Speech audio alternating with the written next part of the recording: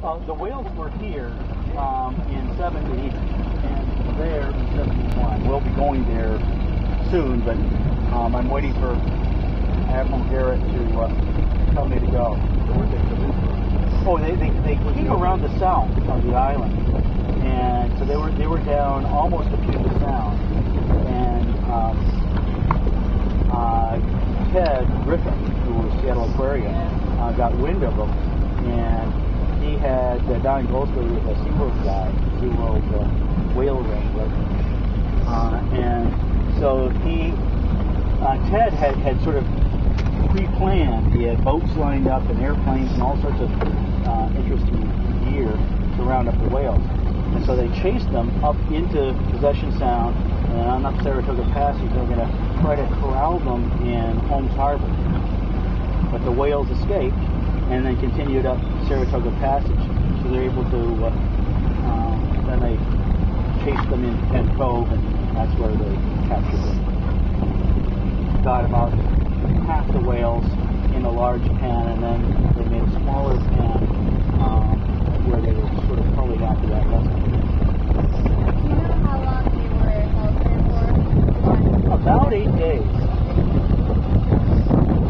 And yeah, they were here. They got the whales that they thought they could sell, and they were gone. And then the next year, the state required them to have permits, and they had to buy the permits in advance. The first attempt at doing a permit cost $1,000 and non-refundable. So $1,000 in the 70s is real money, like equivalent to about $10,000. And so he was selling them for like $150,000 to $200,000 a whale, which is like $1 million to $2 million a whale. So it was a pretty good business if you could do it. So anyway, so the next year they only had 4 permits. Hi, Rick. How many whales were killed in that process? Well, we don't really know how many were actually lost their lives. They weren't killed. It's not like they actually killed them on purpose. They died in the process of the capture, and we know of 4. So maybe 5. Not from this capture that I'm aware of. Oh, okay. But from this capture, 4 or 5, yeah.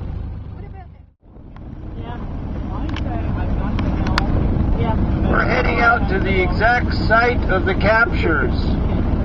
Right where the nets were drawn and the corrals were built and the whales were netted and pulled right out of the water. While the entire southern resident community gathered around and would not leave until the last one was taken. Right alongside boats to be hauled over to the dock for a night. While the Santa Fe dock, there they were lifted in their slings and put on the back of flatbed trucks. Down to Seattle. They were put in holding pens before they were shipped around the world. This is where they last heard their families.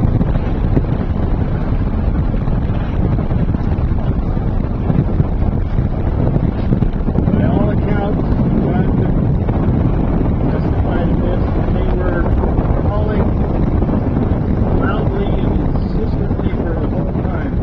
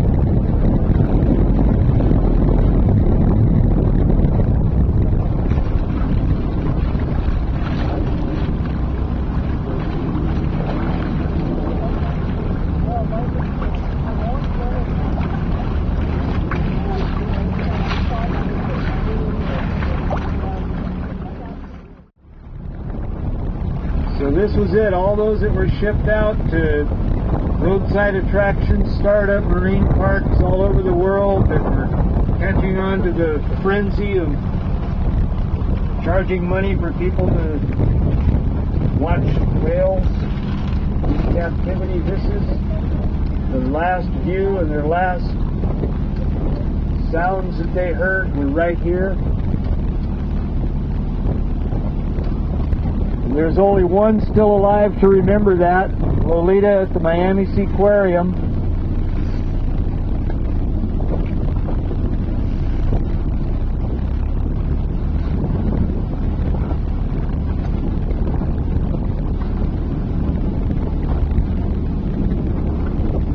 Can anybody on the Indigo hear this? Okay. Thank you.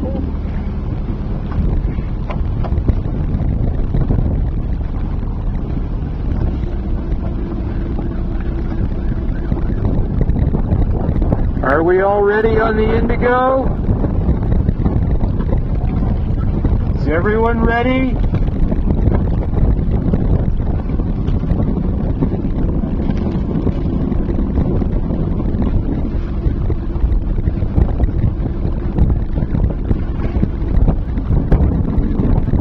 Bless this place, try to cleanse it and heal it, and visualize Lolita back here, back to resume her life even after all these years, back where she belongs with her family.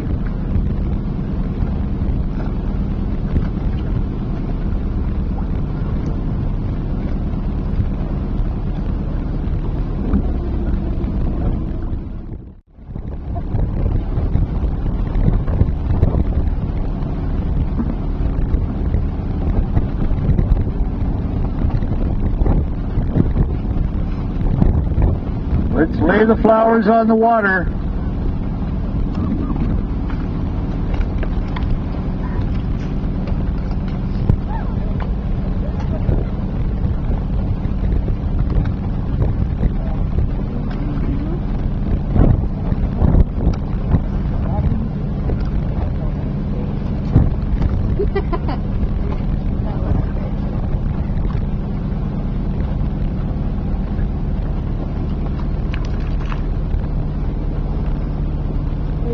May the wreath in these flowers help to heal and cleanse these waters from that horrible tragedy that happened here.